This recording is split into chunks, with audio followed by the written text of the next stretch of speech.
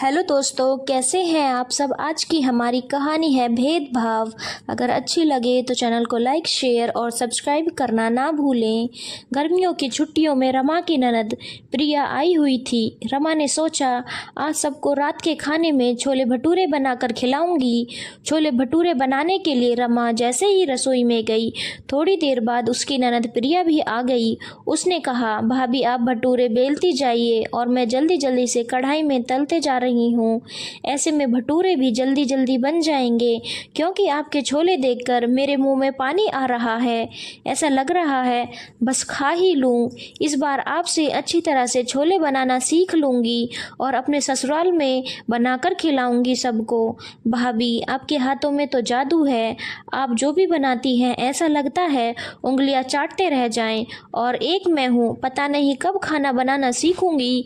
रोजाना मैं सास के ताने सुनती रहती हूँ। प्रिया भटूरे तल रही थी, तभी कढ़ाई में से तेल के छींटे उसके हाथ पर पड़ गए और उसका हाथ जल गया और वो जोर जोर से चिल्लाने लगी। उसके चिल्लाने की आवाज़ सुनकर रमा की सासू माँ रसोई के अंदर आ गई और उसने देखा कि प्रिया का हाथ जल गया है। फिर क्या था, रमा की सास अपनी बहू को वही डांटना शुरू कर दी।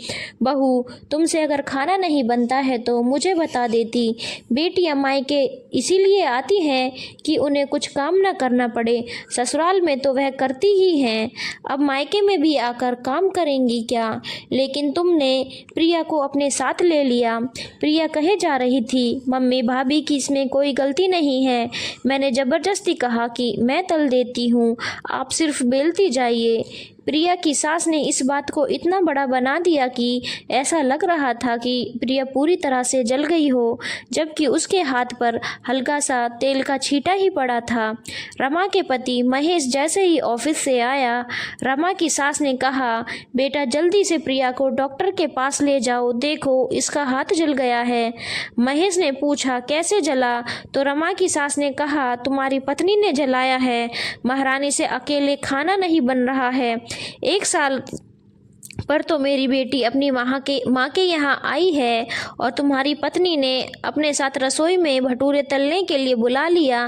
प्रिया कह रही थी, थोड़ा सा जला है, मैंने टूथपेस्ट लगा दिया है, ठीक हो जाएगा। लेकिन उसकी माँ कहाँ मानने वाली थी, अपने बेटे से डॉक्टर के पास भेजकर ही दम लिया। यह सब देखकर रमा सोच रही थी, सच ही कहा गया है, बहू और बेटी में बहुत अंतर होता है। उसे याद आ रहा था अपना पिछला वाक़या, जब वह रोटी बना रही थी तो उसकी अंगुली जल गई थी। उसने अपने पति से जलने वाली क्रीम लाने के लिए बोला तो सासू माँ ने कहा, इतनी छोटी मोटी चीज़ों के लिए आदमी क्रीम लगाने लगे तो हो गया। हमने भी तो अपने जीवन में खाना बनाया है। एक तुम पहली बार खाना नहीं बना रही हो। जब रसोई में आदमी खाना बनाता है तो इतना छोटा मोटा तो जलता ही रहता है। और जब अपनी बेटी को थोड़ा सा तेल का छींटा पड़ गया, ऐसा लग रहा है उन्होंने पूरे घर को अपने सर पे उठा लिया है। रमा की भाभी गर्भवती थी और माँ की तबीयत भी सही नहीं रहती थी। आखिरी महीना चल रहा था। रमा ने सोचा कि वह 1 महीने माँ के पास चली जाती है, भाभी को आराम हो जाएगा। उसने अपनी सासू माँ से मायके जाने की इजाज़त मांगी तो सासू माँ ने यह कहकर मना कर दिया कि बहू, तुम्हें अपने मायके की तो चिंता है और यहाँ की चिंता नहीं है। तुम्हें तो पता है कि मेरे से अब खड़ा भी नहीं होया जाता, मैं कैसे खाना बनाऊंगी। और फिर तुम्हें तो पता है कि तुम्हारे ससुर जी को सुबह सुबह नाश्ता करके दवाई खाने की होती है। रमा सोच रही थी कि अभी तो मेरे ससुराल आए हुए सिर्फ 6 महीने ही हुए हैं, तो क्या यह 6 महीने पहले दवाई नहीं खाते थे। क्या इस घर में खाना कैसे बनता था। लेकिन रमा मन महसूस कर रह गई। वह चाहकर भी अपने मायके नहीं जा सकती थी। रमा की ननद प्रिया अब अपने ससुराल में नहीं रहती थी, क्योंकि उसके पति का ट्रांसफ़र जयपुर हो गया था, तो वह अपने पति के साथ जयपुर ही रहती थी। कुछ दिनों के बाद पता चला कि उसकी ननद प्रिया गर्भवती है, लेकिन अभी तीसरा महीना ही चल रहा था।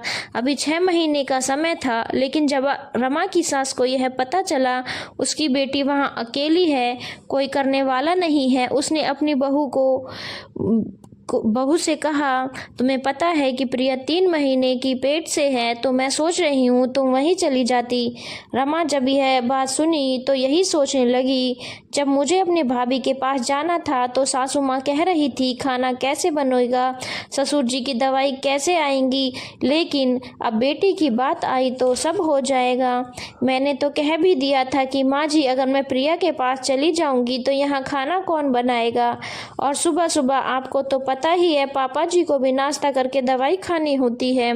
रमा की सास थोड़ा कड़क होते हुए बोली, तुम इतना ज़्यादा मत सोचो, तुम्हें ससुराल यहाँ आए कितने दिन में हुए हैं, तुम्हें तो सिर्फ 6 महीने ही हुए हैं यहाँ आए हुए। क्या तुमसे पहले यहाँ खाना नहीं बनता था, तुम्हारे ससुर जी दवाई नहीं खाते थे, यहाँ सब हो जाएगा। तुम ऐसा करो आज ही चली जाओ, आज ही मैं महेश से बोलती हूँ तुम्हें कल जयपुर छोड़ आएगा। रमा को ना चाहते हुए भी अपने ननद के पास जयपुर जाना पड़ा। अभी 6 महीने बाकी थे बच्चे के जन्म, लेकिन प्रिया ने सब कुछ करना छोड़ दिया था। वह कोई काम नहीं करती थी सिर्फ खाना खाने के अलावा। रमा ने कितनी बार प्रिया से बोला भी, प्रिया अगर छोटे मोटे काम किया करोगी तो वह स्वास्थ्य के लिए अच्छा होता है, लेकिन प्रिया ने अपनी भाभी की यह बात कहकर चुप करा दिया भाभी को। भाभी यह मेरा पहली बार है, मैं कोई रिस्क नहीं लेना चाहती। भाभी बनकर नहीं आई है बल्कि नौकरानी बनकर आई है। 6 महीने बीते और प्रिया माँ बन गई। फिर उसके बाद रमा की सास ने प्रिया को अपने ही पास बुला लिया। इधर अब रमा भी गर्भवती हो चुकी थी।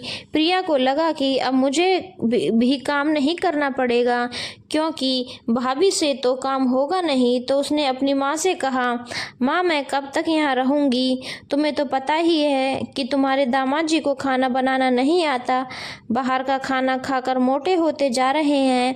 प्रिया बहाना बनाकर जयपुर चली गई। रमा का 7वां महीना चल रहा था। रमा से अब कोई काम नहीं हो पा रहा था, वह जल्दी थक जाती थी। उसने अपने पति से अपने मायके जाने के लिए कहा तो महेश ने कहा कि मेरी तरफ से तो हाँ है, तुम माँ से पूछ लो। रमा ने जब अपनी सास से कहा कि माँ जी मुझे मेरे मायके पहुँचा दीजिए, अब मुझसे काम नहीं होता।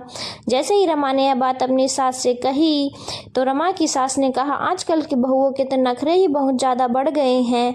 एक हम थे जो आखिरी दिन तक काम करते रहते थे, कहने को तो मेरी सास थी लेकिन बिल्कुल ही मुझे मदद नहीं करती थी, हर काम मैं खुद करती थी। रमा की सास ने कहा, देखो बहू, मुझे तुम्हें मायके भिजवाने में कोई दिक्कत नहीं है, लेकिन सोचो तुम्हारे मायके वाले क्या सोचेंगे, कहेंगे बहू की सेवा करने की बारी आई तो मायके पहुंचा दिए, और फिर तुम ऐसी बात कर रही हो जैसे मैं तुम्हें कोई हेल्प नहीं करती हूँ, मैं भी तो मदद कर दिया करूँगी तुम्हारी। प्रिया यही सोच रही थी कि लोग कैसे बदल जाते हैं, जब खुद की बेटी की बात आती है तो अलग तरह से सोचने लगते हैं, और जैसे ही बात बहू पर आती है तो बिल्कुल बदल जाते हैं। ऐसा लगता है उन्हें बहू पत्थर है, बहू को तो कभी भी दर्द नहीं होता।